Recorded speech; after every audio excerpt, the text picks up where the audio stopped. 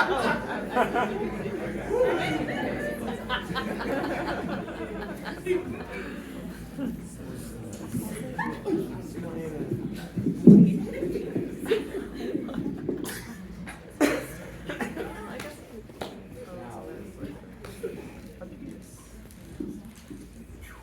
I love to show that just for my friends, like real quick when they're coming up.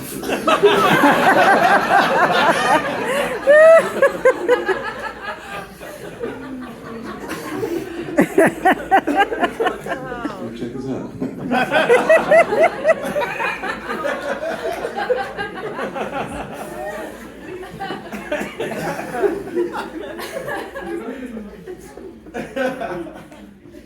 Yeah, I mean, it's funny. I saw it and I had I thought I'd figured it out a little bit.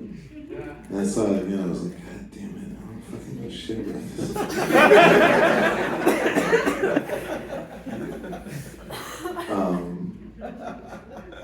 But I appreciate a film like this, you know, because it's like, it just really, it's like an endurance test. It's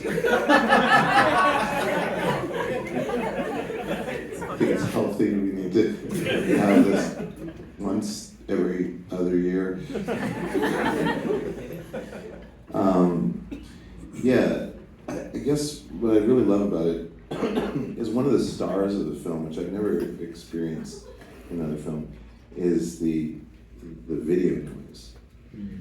The film noise, the grain, is just as much a character as anything in the film.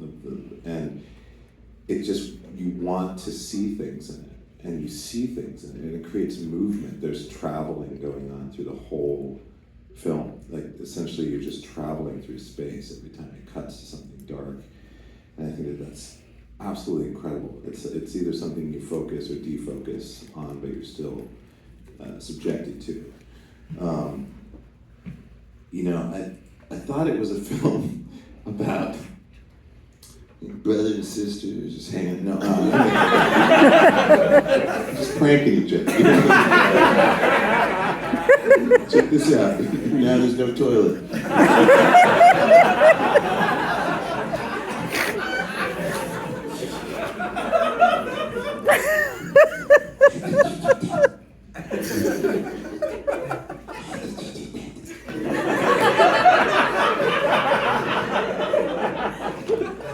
It's gonna be the sexiest thing you could whisper in your lover's ear.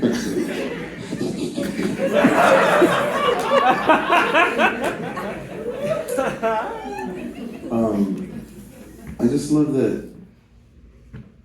That ending is sick as fuck. I think it's one of whatever you thought, like whatever you went through. It's like sometimes that's what I love about film and art in general, but it just completely tests you to all kinds of, you like the bedroom scene alone. I love that scene. It doesn't give you anything.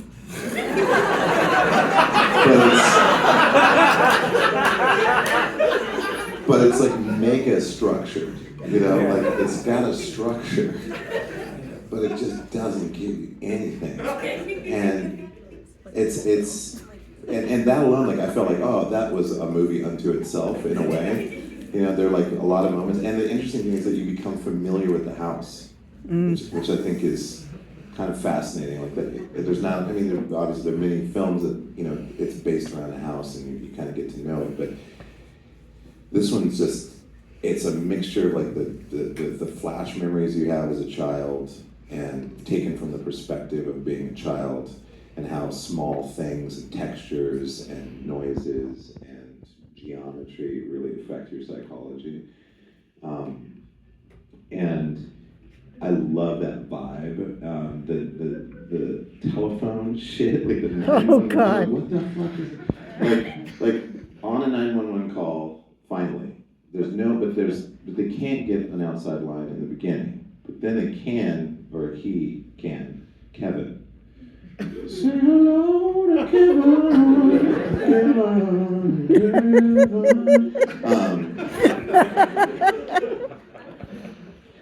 Like, you know, Kevin can't wait. No, I mean Kevin, he did. He waited like 527 days, 572 days, something like that. He waited a long time. Kevin could wait, whether he wanted to or not.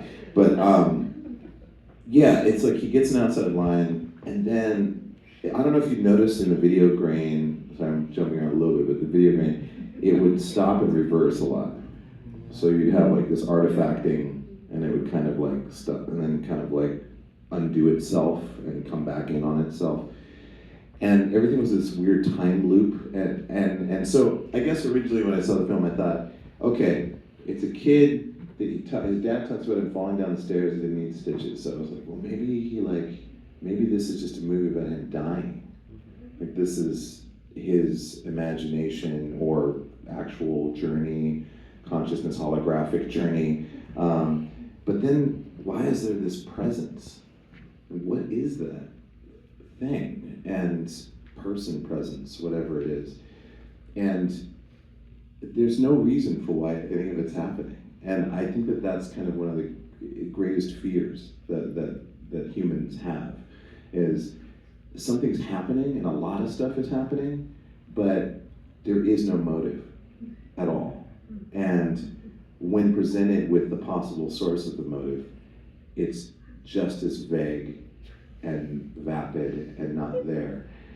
And this movie succeeds in many ways to just perpetuate that fear. And there's actually, like, I love that there's, this time, like with a larger audience, I was in a small theater, there's some laughter, because there is some like absurd shit. It's not even like laughter like, okay, good, now there's not scary stuff, now I'm laughing, because it takes a while for it to get to a point where you're like, oh shit, there's something darker than just the manipulation of expectation, the absurdity of things appearing and disappearing and so forth.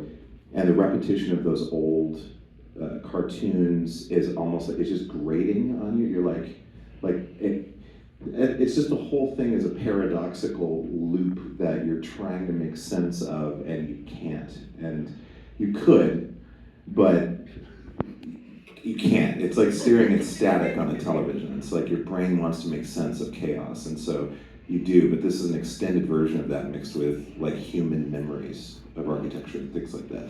So I guess in short, I appreciate the movie very much, because it kind of like, it teaches you how to, I don't know, for me it teaches how to, like, duration of the exposure to art, you know, or to film. And it's like we're so used to and this is completely the opposite of that. And yet it adds this horror element, which is kind of horror, but kind of not. You know, I just really appreciate what the filmmaker did. I think that it's kind of a, you know, you might only see it this once, you know. It feels kind of like a movie you'd send to someone and like something terrible is going to happen. And like, I watch this movie, and 7 terrible things will happen. You know, once you see the eagle and like the shadow that moves, you know, at the edge of your vision or whatever. But I think more than anything, it gets me excited for filmmaking. Like I want to make films, and when I see aesthetics like that are just so like rich, like there's a lot of care in what was going on, like those visions of the furniture in the house and all that. It's obviously like family memories, and it is a kind of based around a family, but kind of this nihilistic, you know, thing going on. But it disassociates on so many levels, and it's vaguely a film. You know, it's you know what I mean. In a way, it's vaguely there. Anyways, yeah, it's just like so much. It brings up a lot of things, but I just think it's really powerful. Like you can use texture, tone, ambience, hard cuts. A lot of the sudden sounds that you heard are very, very similar to the Foley work in early animation, where there's no noise, or there's like really soft music, and then what? Woo! You know, so it takes those elements and puts that in the film as well. It's got like this vague, creepy 1940s thing going on. And no one composed the music. There was no music. The music was really the artifacting and the noise that you heard from the film. The microphones picking up whatever they were recording onto. And then visually, you know, just like the saturation was insane. There was no light balance at times. You know, like when an image would fade, you're like, that's the right light balance. But then the next image comes up and it's way overblown. And then the textures of seeing something overblown, but then like a warm tone and a wood tone in the background. Just like a lot of beautiful, artful things done. And I love the audacity of just taking its fucking time. Like just taking its time, and you're like, that's gotta be the end. No, okay, all right. That's not. Okay, for sure, here, no, that's not, okay, I guess it'll never end. We are trapped in this room forever on a loop. But yeah, anyways, big round of applause to that director. I mean, I love it. I really love it. Does anybody have any thoughts or insights? Anybody raise your hands if you're sure, yeah. Have you had sleep paralysis? No, but that's kind of a similar thing. Yeah, like, do you know about like the shadow people? Oh, yeah, like something on your chest, pressing down, like weighting down in shadow people. Yes. Is that kind of something you've dealt with and felt? Yeah, it reminded me a lot of like that sensation of like the waking, not waking, liminal space between the two states. Yeah. Where you're like in a familiar place, but it's super abstracted, unfamiliar. There's kind of like a heavy sound, but it's silent. There's like all those things, I think. Yeah, it's like trying to run and you can't run. You're trying to hit in a dream and you just can't hit. It's like there's nothing you can do, but it feels like you can do stuff. But the creepy thing about the movie is that it feels like sleep paralysis. It feels like sleepwalking. There's mention of sleepwalking. There's mention of him hitting his head, falling down the stairs and hitting his head. So you're like, maybe it's a medical thing that's going on, or seeing it from his perspective. But there's something there. There's something that's not. It could be, maybe it is him, but it's not. So it erases like all of that medical stuff that I'm thinking about, then that disappears. Oop. This is almost like, hey, bird, Lord, no. Yeah. Yeah. So, well, I'm realizing I'm sort of asking a question, but it's also something that I feel like I have an answer to. So, do you feel like there's a sort of like synergy, or there's a presence of art and the time that we're in, that this movie sort of has a purpose in the time that we're in, because of, in the past it might not have the same sort of like, we might not have the same ability to see the space in between moments happening, because we're so used to everything being so fast right now. When we see something more like, whoa, okay, there's nothing going on but just noise and just space, that because we're in this time, this like crazy time where everything is so fast paced, that this movie can have a different impact. Do you feel like there's like a synergy to like a movie and the timing of that having to do with like what we're familiar with and where we are in like time and space and human evolution? I absolutely. I think it's an anti-now. It's an anti-now piece. You know, it's in a way, and yeah, completely. I think that's what's interesting about it. There are like there was a time when I was in art school, and I won't go on much longer. I know you guys got to go to your huge parties, but fucking pops, man, just fucking do it.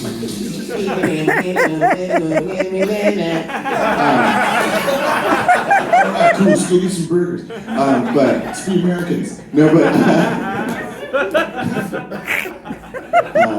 there was a time in art school where I remember going to. We had noontime concerts every Wednesday in the art school that I went to, Cornish in Seattle. And if you went there and you were a musician, you could sign up. You could take the slot if it was open. And so some of the crazy weirdo musicians took a slot, and they were kind of like the high regarded musicians. And so I was like, oh shit, it's Avon Kang and Jeff Harper and Matt Stone and just like all these incredible, 10 young, amazing musicians. I was like, I gotta go see this. So I went in, and it's pretty full of students, and so theater maybe a little bit larger than this. And I sit down, and it's drums, bass, guitar, cello, Brent Arnold on cello, Avon on violin, and maybe one other instrument. They all have amplifiers, everything's mic'd and amplified, and they all have distortion pedals.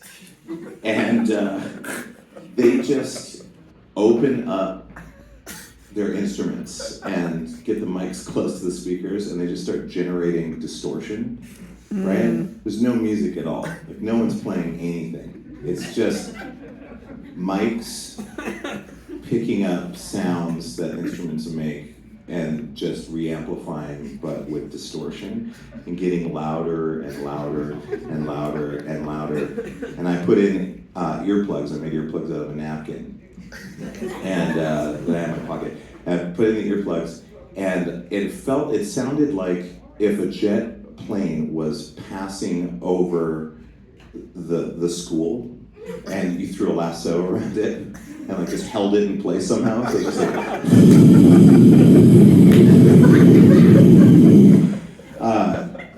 for an hour. And I had the earplugs in, and I just closed my eyes, and I was like in the kind of the middle of the theater, and I was just rocking back and forth. Like I was hearing, like it just felt like it was, I don't know, there was like some kind of rock shit going on. And I remember like it finally dying down. They just kind of faded out. And then I opened my eyes, and there was nobody around me. Everybody left. And it was just me and musicians. And there's something that I love about durational, challenging pieces where you just force yourself to go through something. I think that that's something that is good for loosening up the mind and kind of defragging the like hyper-paced, expected, fill your time, never be bored lifestyle that we have, that we're addicted to, and at least I'm addicted to. And so pieces like this are appreciated for me because it reminds me of another way of thinking, another way of existing, another way of seeing things, and that's kind of what I guess enjoy most about the film.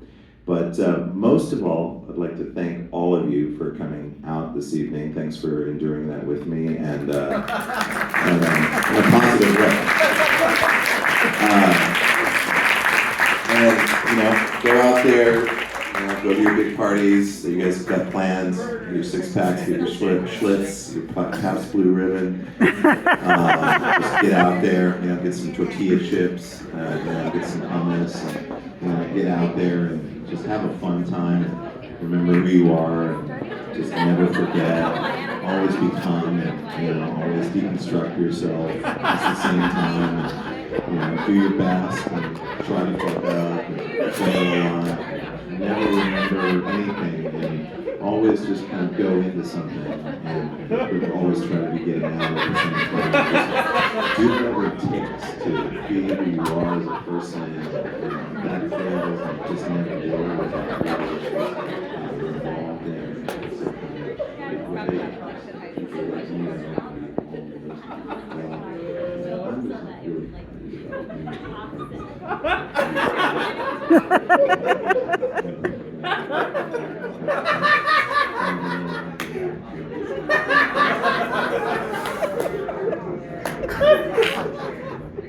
So thanks for bringing it. Also, next film I want to do here, I think, is going to be The Wrong Guy, which is a Dave Foley movie, and I think we might be able to get Dave Foley from Kids in the Hall here for that. So yeah, and so thanks to Brainted for allowing me to do this. I know it's there's not a lot of places in town that are really cool like that, so I really appreciate it. And again, have a fun time and have some great nachos.